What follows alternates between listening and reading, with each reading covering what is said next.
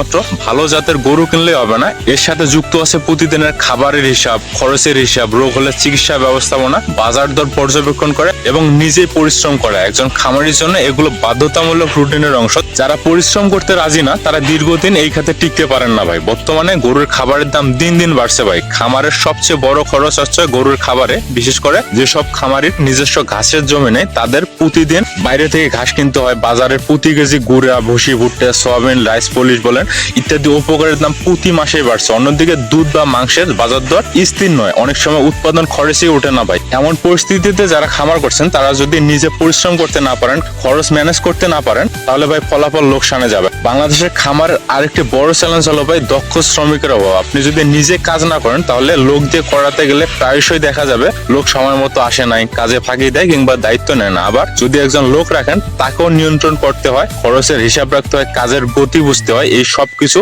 একজন মালিককে নজরে রাখতে হয়। আর সেটা তখনই সম্ভব যখন মালিক নিজে খামারের ভিতরে সক্রিয় থাকেন। শুধু বাইরে থেকে নির্দেশনা দিয়ে খামার চালানো সম্ভব না ভাই, বিশেষ করে যখন ছোট বা মাঝারি পর্যায়ের খামারের কথা বলা হয়। অনেকে ইউটিউব বা ফেসবুকে দেখে বা কারো কাছ থেকে শুনে মনে করে গরুর খামার মানে বড় লাভের পথ, কিন্তু তারা মূলত দেখে না যে সফল খামারিরা প্রতিদিন গরুর পাশে থাকে, নিজেদের হাতেই গরু পরিষ্কার করে, খাবার মেশায়, বাজারে গিয়ে দরদাম করে খাবার কিনে আনে, রোগ হলে নিজেরাই ওষুধ জানে এবং প্রয়োজনে পশু চিকিৎসক ডেকে আনে। কেউ যদি মনে করে আমি শুধু ইনভেস্ট করব, লোক রাখবো আর বসে বসে আয় করবো, তাহলে সেটা হলো একটা ভুল দৃষ্টিভঙ্গি ভাই। খামার একটি শ্রম নির্ভর এবং রিস্ক নির্ভর ব্যবসা। এখানে লাভ আসতে সময় লাগে এবং সেই সময়টাতে টিকে থাকতে হলে মনোবল, শৃঙ্খলা ও পরিশ্রম করার ইচ্ছা থাকাটা খুবই জরুরি ভাই। বাংলাদেশে অনেকেই গরুর খামার শুরু করে 6 মাস বা 1 বছরের মধ্যেই ছেড়ে দেয়, কারণ তারা বুঝে যায় যে কাজটা বাইরে থেকে সহজ মনে হয়েছিল সেটা আসলে প্রতিদিনের ঘামে গড়া যুদ্ধ। বিশেষ করে বর্ষা মৌসুমে খামারের অবস্থা অত্যন্ত খারাপ হয়,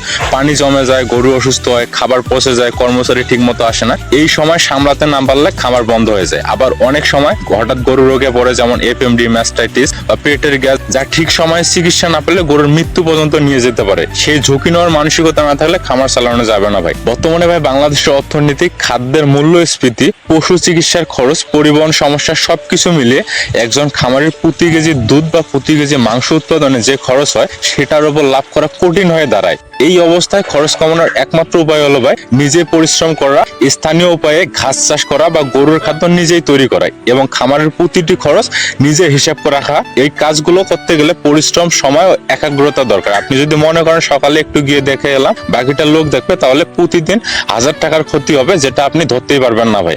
বর্তমানে যারা খামার করতে চান বা নতুন উদ্যোক্তা হতে চান তাদের মধ্যে অনেকেই চিন্তা করে চাকরি পাওয়া যাচ্ছে না, খামার করি, কিন্তু তারা বুঝে না খামার মানে নিজের বস হওয়া না, বরং প্রতিদিন নিজের উপর চাপ বাড়ানো, নিজের শারীরিক ও মানসিক ধৈর্যের পরীক্ষা দেওয়া। চাকরিতে আপনি 8টা 5টা কাজ করেন ঠিক আছে, কিন্তু খামারে 24 ঘন্টা দায়িত্ব ভাই আপনার। কারণ গরু অসুস্থ হলে রাত 3টায় ডাক্তার দেখতে হবে আপনাকে, কেউ এসে বলবে না ভাই এটা করে। খামারের আরেকটা বড় বাস্তবতা হলো ভাই পুঁজি না থাকলে মাঝপথে গিয়ে থেমে যেতে হয়।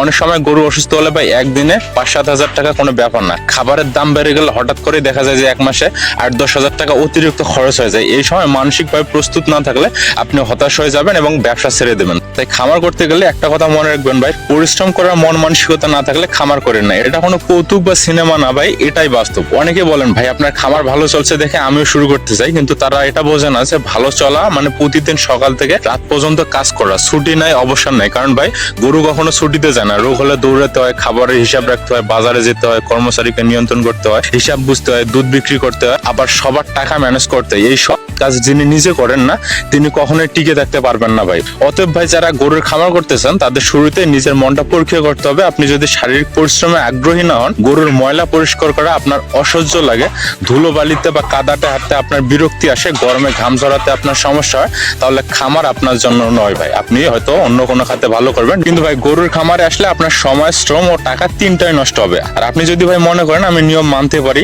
শারীরিকভাবে পরিশ্রম করতে রাজি, শেখার আগ্রহ আছে এবং প্রতিদিন একঘেয়ে কাজ করতে আমার সমস্যা নেই, গরুর মলমূত্রের গন্ধ আমার সহ্য হয়, দুধ কমে গেলে আমি ঠান্ডা মাথায় সমস্যার কারণ খুঁজে বের করতে পারি, তাহলে আপনি খামারের জন্য প্রস্তুত। খামার তখনই ফল দেবে যখন আপনি বাস্তব একটা দৃষ্টিভঙ্গি নিয়ে এগিয়ে যাবেন। আরেকটা কথা বলতে চাই ভাই, আমাদের দেশে খামারিরা খুব বেশি সম্মান পায় না, কিন্তু বাস্তবতা হলো এই পেশাই ভবিষ্যতের অর্থনীতিতে টিকে থাকার অন্যতম একটা পথ। তবে সেই পথে হাঁটতে হলে আগে নিজের ভিতরের মন মানসিকতা তৈরি করতে হবে। কাজ করতে না পারলে ব্যবসা নয় লোকসান হবে, আর শেষে আপনি বলবেন পরিমাণ খামার করে আমি ঠকছি, কিন্তু আসলে ভাই আপনি খামার না বুঝে শুরু করছেন, আর সেটাই ছিল আপনার সবচেয়ে বড় ভুল। সবাই ভালো থাকবেন, সুস্থ থাকবেন, দেখা হবে আগামী ভিডিওতে নতুন কোনো জিনিস নিয়ে।